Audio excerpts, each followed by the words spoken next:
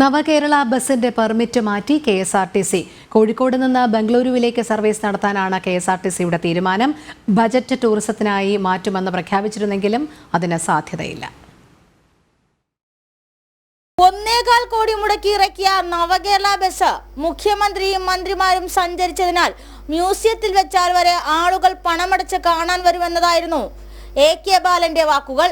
പൊതുജനത്തിന് എന്തായാലും 1 രൂപ പോലും നൽകാതെ ബസ് കാണാം.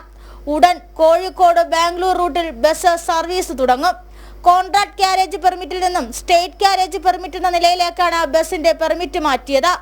ബംഗളൂരുവിൽ 1.5 ലക്ഷം രൂപയ്ക്ക് അറ്റകുറ്റപ്പണി നടത്തി മുഖ്യമന്ത്രി ഇരുന്ന കസേരയൊക്കെ മാറ്റി തിരിച്ചെത്തിയ ബസ് പാപ്പനംകോട് KSRTCയുടെ സെൻട്രൽ വർക്സിൽ മാസങ്ങളായി വിശ്രമത്തിലാണ്.